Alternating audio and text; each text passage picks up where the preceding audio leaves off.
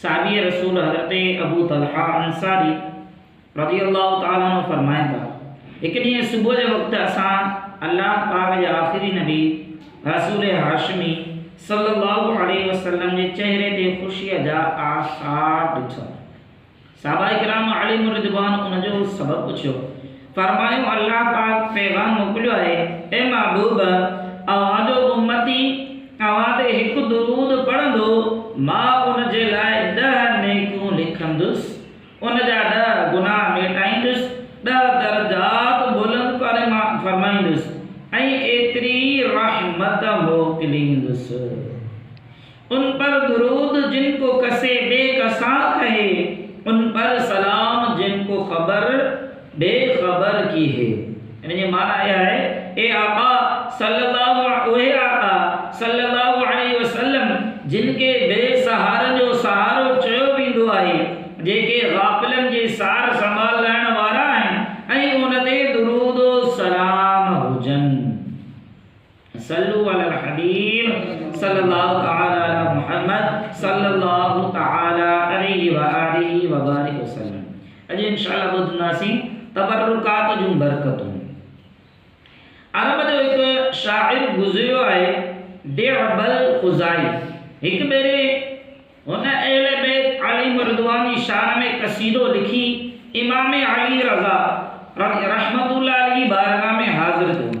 इमाम अली रज़ा रहमतुल्लाह अलैहि सैयद ज़ादा आहिनि, सैयद शुहदा, मज़लूम करबला, इमाम हुसैन रज़ियल्लाहु ताला अन्हु जी औलाद मां आहिनि। इमाम मूसा काज़िम रहमतुल्लाह अलैहि जा पुट ऐं सिलसिला आलिया क़ादिरिया रज़विया जा बुज़ुर्ग आहिनि। पाण 153 हिजरी ते मदीने पाक में पैदा थिया ऐं 50 सालनि जी उमिरि माणे 203 हिजरी में दुनिया मां लाडाणो करे विया। तमाम आलिम, फाज़िल, मुत्तक़ी, परहेज़गार, इबादत गुज़ार ऐं बा करामत वरी हुआ। देबल ख़ुज़ाई इमाम अली रज़ा रहमतुल्लाह अलैहि कसीदो ॿुधायो, तमाम शानदार कसीदो, पाण ॿुधी ॾाढा ख़ुशि थिया। उन वक़्त जो ख़लीफ़ो मामून रशीद बि उते मौजूदु हो। उन इमाम अली रज़ा रहमतुल्लाह अलैहि ख़ुशी ॾिसी देबल ख़ुज़ाई खे 50,000 दिनार यानी सोनी सिक्का इनाम तौर ॾिना। देबल इनाम क़बूल करे इमाम अली रज़ा रहमतुल्लाह अलैहि खे अर्ज़ कयो, साईं ख़्वाहिश आहे त पंहिंजो इस्तेमाल कयल को कपिड़ो अता फरमायो त जीअं मां उनखे कफ़न बणाए सघां। इमाम अली रज़ा रहमतुल्लाह अलैहि उन जी ख़्वाहिश पूरी कई ऐं हिकु कुर्तो ऐं हिकु टुवाल उनखे अता करे फरमायो, उन्हनि खे संभाले रखिजां, उहे तुंहिंजी हिफ़ाज़त कंदा। देबल चए थो, मूंखे इराक़ वञण जो इत्तिफ़ाक़ थियो। मूं इमाम अली रज़ा रहमतुल्लाह अलैहि जो मुबारक कुर्तो ऐं टुवाल बि साण खयो ऐं क़ाफ़िले वारनि सां गॾु रवानो थियुसि। वाट ते ओचितो असांजे धाड़ियुनि हमलो कयो ऐं क़ाफ़िले जे तमामु सामान खसे खणी विया। मुंहिंजो बि तमामु सामान खसिजी वियो हो। हाणे मां रस्ते जे किनारे ते परेशान हाल वेठो हुयुसि। अफ़सोस, एतिरो क़ीमती कुर्तो ऐं टुवाल मुबारक क़िस्मत सां ई मिलिया हुआ, से बि धाड़ियल खसे विया। मूंखे हर इमाम अली रज़ा रहमतुल्लाह अलैहि जी नसीहत यादि अची रही हुई त उहो कुर्तो ऐं टुवाल संभाले रखिजां, उहे तुंहिंजी हिफ़ाज़त कंदा। अफ़सोस, मां उन्हनि खे संभाले न सघियुसि। उन ॾुख में वेठो सोचे रहियो हुयुसि, धाड़ियलनि जो सरदार घोड़े ते सुवार वापसि मोटियो। पोयां उन जे बाक़ी धाड़ियल बची पहुता। हैरानी जी ॻाल्हि उहा हुई जो मुंहिंजो लिखियल कसीदो जेको मूं इमाम अली रज़ा रहमतुल्लाह अलैहि खे ॿुधायो, धाड़ियलनि जो सरदार उहो ई कसीदो पढ़ी रहियो हो। मूंखे हैरत थी त धाड़ियल ऐं अहले बैत सां एतिरी मोहबत। मूं मौक़े ॾिसी पंहिंजो तारुफ़ करायो। जॾहिं उन्हनि खे ख़बर पई त मां ई देबल ख़ुज़ाई आहियां ऐं अहले बैत जी शान में उहो कसीदो मूं ई लिखियो आहे, त अहले बैत जी मोहब्बत धाड़ियलनि जे सरदार ते ग़ालिब आई। उन जोश अक़ीदत में क़ाफ़िले वारनि जो समूरो सामान वापसि मोटाए ॾिनो। अल्हम्दुलिल्लाह, मूंखे इमाम अली रज़ा रहमतुल्लाह अलैहि जो कुर्तो ऐं टुवाल मुबारक ॿीहर मिली विया। अल्लाह जो शान उन तबरुकात जी बरकत सां। ॾिसो, उहो ई धाड़ियल जिन कुझु देरि पहिरियां लुट कई हुई, असांजो तमामु सामान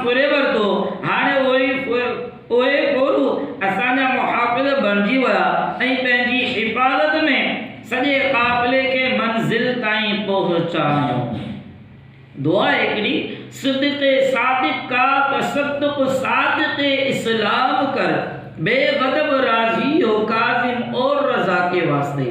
जंहिंजी माना है, या अल्लाह पाक तोखे इमाम जाफ़र सादिक़ रहमतुल्लाह अलैहि जे सिद्क़ यानी सच्चाई जो वास्तो मूंखे पक्को सच्चो मुस्लमान बणा, ऐं इमाम मूसा काज़िम ऐं इमाम अली रज़ा रहमतुल्लाह अलैहि सदके मूं ते गज़ब न फरमा बल्कि बेहिसाब राज़ी थी वन।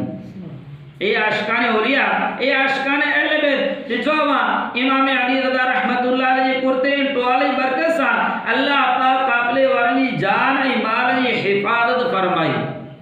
ऐं ॾिसो उन्हनि जी हिफ़ाज़त जो ज़रियो अहिड़ी जॻह तां थियो जितां उन्हनि जो वहम ऐं गुमान बि न हो। बेशक अल्लाह पाक वॾी कुदरतुनि वारो आहे, पंहिंजे नेक बाननि सां मोहब्बत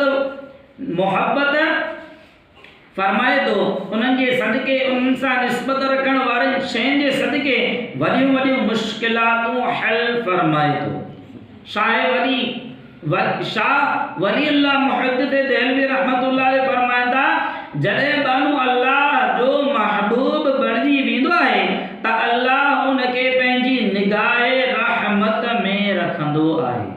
उहो बानू आसमान जो घोट थी वेंदो आहे ऐं अल्लाह जो महबूब बानू जंहिं हिंद हुजे उते मलाइकनि जी जंग लहंदी आहे, उते नूर जी बरसात थींदी आहे। अल्लाह पाक जी रहमत हर वक़्तु उन सां गॾु रहंदी आहे। जंहिं शइ खे अल्लाह जे महबूब बाने सां निस्बत थी वञे, अल्लाह जी रहमत उते बि थींदी आहे। उन करे अल्लाह जे महबूब बाननि सां निस्बत रखण वारी शयूं बि उन्हनि जो लिबास आम माण्हुनि जे लिबास मां आम लिबास खां उन्हनि जी इस्तेमाल में रहंदड़ थांव आम माण्हुनि जे थांवनि खां, उन्हनि जी जाइ नमाज़ आम माण्हुनि जी जाइ नमाज़ खां, उन्हनि जो घर आम माण्हुनि जे घर खां, उन्हनि जा मज़ार वग़ैरह आम माण्हुनि जी निस्बत आला ऐं मुमताज़ हूंदा आहिनि। आला हज़रत जा वालिद रहमतुल्लाह मौलाना नक़ी अली ख़ान रहमतुल्लाह अलैहि इबादत जूं बरकतूं बयान कंदे लिखंदा, जेको बानो कसरत सां अल्लाह पाक जी इबादत करे थो, अल्लाह पाक उनखे बाबरकत बणाए छॾींदो आहे। एसी ताईं जो माण्हू उन जे घर ऐं कपिड़नि मां बरकत वठंदा ऐं फ़ाइदो खणंदा आहिनि। प्यारा भाइरो, अल्लाह पाक क़ुरान करीम में पंहिंजे महबूब बाननि सां निस्बत रखंदड़ शयुनि जो कसरत सां ज़िक्र कयो आहे। क़ुरान मजीद में तबरुकात जे लाइ 3 अल्फाज़ बयान थिया आहिनि। हिकिड़ो आहे असर, सकीना ऐं शाइरुल्लाह। पहिरियों लफ़्ज़ असर ऐं उन जी वज़ाह। बनी इसराइल में हिकु शख़्स हो, मूसा सामरी। इबरत जी ॻाल्हि आहे जो हिकु ई वक़्तु हिकु ई हिंद हिकु ई क़ौम में हिकु ई नाले जा 2 माण्हू थिया, पर कम ॿिन्ही जा मुख़्तलिफ़ हुआ। हिकिड़ो हज़रत मूसा अलैहिस्सलाम, ही अल्लाह पाक जा प्यारा नबी आहिनि। ॿियो मूसा सामरी, उहो काफ़िर मुनाफ़िक़ हो, जंहिं अल्लाह पाक हज़रत मूसा अलैहिस्सलाम खे तौरेत शरीफ़ ॾियण लाइ तूरे जबल ते घुरायो। पाण अलैहिस्सलाम 40 ॾींहं उते तशरीफ़ फरमा रहिया। पोयां सामरी हज़रत मूसा अलैहिस्सलाम जे अण मौजूदगी जो फ़ाइदो वठंदे बनी इसराइल खे वर दिलायो। उन्हनि जा तमामु ज़ेवरात फबाए उन्हनि खे नरम करे गाबो बणायो। ज़ाहिर आहे उहो गाबो बेजान हो, ॻाल्हाए न पियो सघे, चुरी बि न पियो सघे, पर सामरी वटि का अजीब शइ हुई। उहा उन शइ गाबे जी वात में विधी त हू ज़िंदा थी वियो, ॻाल्हाइण लॻो। हाणे सामरी बनी इसराइल खे चयो, ओ गाबो तव्हांजो ख़ुदा आहे, उन जी इबादत कयो। अस्तग़फिरुल्लाह अस्तग़फिरुल्लाह अस्तग़फिरुल्लाह। हुन हज़रत मूसा अलैहिस्सलाम खे जबल तूर ते ई सामरी जी शरारत जी ख़बर पइजी वई।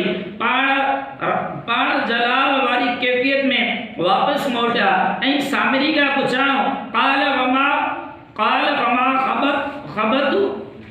ख़तबुक या सामरी, जंहिंजो तर्जुमो आहे, मूसा चयो, हाणे तुंहिंजो कहिड़ो हाल आहे ए सामरी, यानी ए सामरी तूं ईअं छो कयो, उनजो सबबु ॿुधा। सामरी चयो, क़ाल बसरतु बिमालम यबसुरू बिही फ़अबत्तु क़ब्तदम मिन अतरिर रसूली फ़नबत्तुहा, जिन जो तर्जुमो आहे चई मूं उहो ॾिठो जेको माण्हुनि न ॾिठो उहे हिकु मुठ भरे वरतम मलाइकनि जी निशान वटां उहे उन खे फिटी कयूं। यानी ए मूसा मूं उहो ॾिठो जेके बनी इसराइल खे नज़र न आयो, मतिलबु मूं जबल खे ॾिसी उन्हनि खे सुञाणे वरितो, उहे घोड़नि ते सुवार हुआ, जीअं त मूं उन जे घोड़े जे क़दमनि जी निशान तां मिटी जी हिकु मुठ खईं, पोइ उन गाबे खे विझी छॾियो, उन ई सबब सां उहे गाबो ज़िंदा थी ॻाल्हाइण लॻो। यानी जितां फ़रिश्ता लंघिया उन शख़्स उतां खां रुॻो मिटी खईं, जितां लंघिया उन जे जेके घोड़नि जा जेके खुर हुआ उन्हनि जे हेठां उहा मिटी खईं, उन गाबे खईं, उहो ज़िंदा थी पियो। क़ुरान करीम में हज़रत जिब्राइल अलैहिस्सलाम जे घोड़े जी पेरनि मां लॻण वारी मिटी जे लाइ लफ़्ज़ असर इस्तेमालु कयो। ऐं सुभान अल्लाह, कमाल ॾिसो, जिब्राइल अलैहिस्सलाम अल्लाह जा प्यारा आहिनि, उहे बेशक बाबरकत आहिनि, पर वास्तनि जी ॻणप करियो। हज़रत जिब्राइल अलैहिस्सलाम अल्लाह जा प्यारा, उन्हनि सां घोड़े खे निस्बत थी, घोड़े जे क़दमनि खां मिटी खे निस्बत थी, उन मिटी जे अंदरि अल्लाह पाक एतिरी तासीर पैदा कई जो उहा मिटी लॻण सबबु बेजान गाबे में जान अची वई। कोई ॻाल्हाइण न सघंदो, सो ॻाल्हाइण लॻो, अल्लाहु अकबर। ख़बर पई त तबरुकात ज़िंदगी बख़्शींदा आहिनि, उन्हनि जी बरकत सां मुर्दा दिलियूं ज़िंदा थींदियूं आहिनि, मुर्दा क़ौमुनि खे उरूज मिलंदो आहे, ऐं अल्लाह पाक तबरुकात जे अंदरि मुर्दे में जान विझण जी बि ताक़त पैदा कंदो आहे। ए आशिक़ान रसूल, हिन मक़ाम ते हिकु ॿियो ईमान अफ़रोज़ नुक़्तो आहे। हज़रत जिब्राइल अलैहिस्सलाम जिन जे घोड़े जे क़दमनि सां लॻण वारी मिटी बेजान में जान विझण जो असर रखंदी आहे, उहे जिब्राइल अलैहिस्सलाम केरु आहिनि? मलाइकनि जा सरदार ऐं असांजे प्यारे मुहम्मद अरबी सल्लल्लाहु अलैहि वसल्लम जा ख़ादिम। हाणे असां छो न चऊं, चाहे तो इशारों से अपनी काया ही पलट दे दुनिया की, ये शान है उनके गुलामों की, सरकार का आलम क्या होगा। यानी जेके जिब्राइल अलैहिस्सलाम हुआ, पंहिंजे प्यारे नबी अलैहिस्सलाम जा ख़ादिम ऐं नौकर हुआ, फ़रिश्तनि जा सरदार हुआ। अल्लाह अंदाज़ो कयो, जॾहिं ख़ादिम जे घोड़े जे क़दमनि मां लॻंदड़ मिटी जो अहिड़ो शान आहे त अल्लाह जी नेमत मुस्तफ़ा जाने रहमत सल्लल्लाहु अलैहि वसल्लम जा मुबारक कदम जंहिं ख़ाक ते लॻी वञनि, उन ख़ाक जो रुतबो छा हूंदो। आशिक़नि जा इमाम आला हज़रत रहमतुल्लाह अलैहि, इमाम अहले सुन्नत मौलाना शाह इमाम अहमद रज़ा ख़ान रहमतुल्लाह अलैहि, उन ख़ाक पाक जो शान बयान कंदे फरमाइंदा, ज़र्रे झड़कर तेरी पेज़ारों की, ताज सर बनते हैं सैयारों की। जंहिंजो माना है, या रसूल अल्लाह, अवांजे नालेन शरीफ़ के मुबारक क़दमनि सां निस्बत दी, नालेन शरीफ़ के मिट्टी चुमियो, उहा मिट्टी जेका नालेन पाक खां बरकत माणी रही आहे, उन मिट्टी जा ज़र्रा नालेन शरीफ़ खां जुदा थियनि त उन ज़र्रनि खे आसमान जा सयारा, सिज, चंड, मश्तरी, रुह, ज़ुहल वग़ैरह पंहिंजे मथे जो ताज बणाईंदा आहिनि। यानी आका अलैहिस्सलातु वस्सलाम जेका नालेन पाक पाती हुई, उहा नालेन पाक महराज जी राति जेकी सो आसमाननि ते वई हुई, उन जे बारे में आला हज़रत रहमतुल्लाह अलैहि फरमायो। ॿियो लफ़्ज़ जेको पाण ॿुधो क़ुरान करीम जो, सकीना ऐं उन जी वज़ाहत। ॿियो लफ़्ज़ जेको क़ुरान करीम में तबरुक जे लाइ इस्तेमालु थियो, उहो लफ़्ज़ आहे सकीना। उन जी लफ़्ज़ी माना आहे दिलि खे इत्मिनान ऐं सुकून ॾियण वारी शइ। ताबूत सकीना जो वाक़ियो मशहूर आहे। अल्लाह पाक क़ुरान करीम में ॿिए सिपारे जी आख़िर में उनखे बयान कयो। थियो ईअं जो हज़रत तालूत रज़ियल्लाहु ताला अन्हु खे बनी इसराइल जो बादशाह मुक़ररु कयो वियो। बनी इसराइल उन फ़ैसिले जी मुखालिफ़त कई ऐं तालूत ते गरीब तालुक त गरीब आहे उहो बादशाह कीअं बणिजी सघे थो।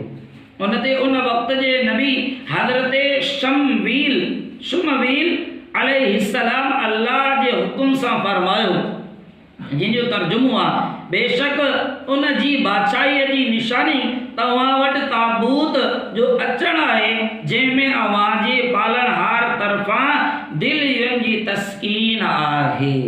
हिते ताबूत में मौजूद शयुनि खे अल्लाह पाक सकीना फरमायो। उन संदूक में छा हो उहो बि क़ुरान करीम खां ई पुछूं था। क़ुरान करीम में इरशाद आहे, जंहिंजो तर्जुमो आहे, ऐं इज़्ज़त मआब मूसा ऐं इज़्ज़त मआब हारून जे तरक़ीअ जूं कुझु बचल शयूं आहिनि। सिरातुल जिनान में आहे, उन ताबूत में तौरात शरीफ जे तख़्तिन जा टुकड़ा, हज़रत मूसा अलैहिस्सलाम जा कपड़ा ऐं नाले शरीफ यानी मुबारक जुती हज़रत हारून अलैहिस्सलाम जे इमामो ऐं लट मुबारक हुई। बनी इसराइल के का मुश्किल पेश ईंदी हुई त उहे उन ताबूत के साम्हूं रखी दुआ घुरंदा हुआ, उन्हनि जी दुआ क़बूल थींदी हुई। उन ताबूत जी बरकत सां उन्हनि खे जंगनि में फतह मिलंदी हुई। ख़बर पई त अल्लाह जे महबूब ॿारनि सां निस्बत रखंदड़ शइ में दिलि जो सुकून आहे। उन्हनि जी बरकत सां मुसीबत टरंदी, दुआ क़बूल थींदी ऐं अल्लाह पाक जी रहमत छमा छम वसंदी आहे। टियों लफ़्ज़ जेको क़ुरान करीम में तबरुकात जे लाइ इस्तेमालु कयो वियो उहो आहे शआइरुल्लाह। शआइरुल्लाह जी माना आहे अल्लाह जूं निशानियूं। क़ुरान करीम में उहो लफ़्ज़ 4 भेरा आयो आहे। मुफ़स्सिर क़ुरान मुफ्ती अहमद याक़ूब नईमी रहमतुल्लाह अलैह फरमाईंदा, हर उहा शइ जंहिंखे अल्लाह ताला दीन इस्लाम या पंहिंजी कुदरत पंहिंजी रहमत जी निशानी करार ॾिनो हुजे, हर उहा शइ जंहिंखे दीनी अज़मत हासिल हुजे, उन जी तालीम मुस्लमान हुअण जी निशानी हुजे, उहा शआइरुल्लाह आहे। हिकु हिंद ते लिखंदा अंबिया किराम मशाइख़ यानी औलिया किराम ऐं आलिम सगोरा बि शआइरुल्लाह में दाख़िल आहिनि। बल्कि ही त शआइरुल्लाह बणाइण वारा यानी जंहिं शइ खे उन्हनि सां निस्बत थी वञे उहा शआइरुल्लाह बणिजी वेंदी आहे। मिसाल तौर काबो शरीफ उन करे तालीम लाइक़ थियो जो उनखे नबी सगोरनि सां निस्बत आहे। हज़रत इब्राहिम अलैहिस्सलाम उनखे बणाइण वारा, हज़रत इस्माइल अलैहिस्सलाम उनजी तामीर में मदद करण वारा, सैयद अंबिया अहमद मुजतबा सल्लल्लाहु अलैहि वसल्लम हुन सां मोहब्बत फरमाई। अरफात जिते हज थिए थो, मिना जिते हाजी कुर्बानी कंदा, उन्हनि खे बि अज़मत वारो करार ॾिनो वियो। उन करे जो उन्हनि खे अल्लाह वारनि सां निस्बत आहे। मिना में अल्लाह जा ॿ बाना हज़रत इब्राहिम ऐं हज़रत इस्माइल अलैहिस्सलाम कुर्बानी पेश कई। अल्लाह पाक सफ़ा ऐं मरवा के शआइरुल्लाह फरमायो आहे। इरशाद फरमायो आहे, इन सफ़ा वल मरवत में शआइरिल्लाह, जिनजो तर्जुमो आहे, बेशक सफ़ा ऐं मरवा अल्लाह जी निशानिन मां आहे। क़ुरान करीम में शाइरुल्लाह जी तालीम करण के दिल जी तक़वा फरमायो आहे। जीअं वमन युअज़्ज़िम शआइरुल्लाह फइन्नहा मिन तक़वल क़ुलूब, जंहिंजो तर्जुमो आहे, जेको अल्लाह जे निशानी तालीम करे त उहा दिलनि जी परहेज़गारी आहे। अल्लाह पाक का दुआ है त असांखे बि तबरुकात जो तालीम करण जी तौफ़ीक़ नसीब फरमाए। जंहिं वटि बि तबरुकात हुजनि, तबरुकात माना मुदासीन कहिड़ा कहिड़ा, मुर्शिद करीम जे करे पाण खे वार मुबारक ॾिना, को रुमाल ॾिनो, पाण खे को इमाम शरीफ़ ॾिनो, पंहिंजो इस्तेमालु थियल का बि शइ ॾिनी त उन जी तालीम करणु पाण ते लाज़िम। को आलिम सगोरो आहे त उहो बि ताज़ीम जे लाइक़ु आहे, उन जी जेका शइ आहे उहा बि ताज़ीम जे लाइक़ु आहे। नबीन जी सगोरनि जी जेकॾहिं पाण खे का शइ अची वञे त उन जी बि तालीम करणु पाण ते लाज़िम आहे। जेकॾहिं मिसाल जे तौर ते आका अलैहिस्सलातु वस्सलाम जा वार मुबारक पाण खे नसीब थी विया त उन जेकॾहिं को बेद बि कंदो, सम्झो उन कंहिंजी बेद बि कई, नबी जी बेद बि कई, सौ सिधो इस्लाम खां ख़ारिज थी वेंदो। जेकॾहिं पाण खे का बि शइ अहिड़ी मिली वञे जेका तालीम जे लाइक़ु हुजे त पाण ते लाज़िम आहे उन जी ताज़ीम कयूं, उन मां बरकतूं ऐं जेके फज़ीलतूं हूंदियूं उहे पाण हासिल करे सघूं। आमीन बिजाए नबी अमीन सल्लल्लाहु अलैहि वसल्लम।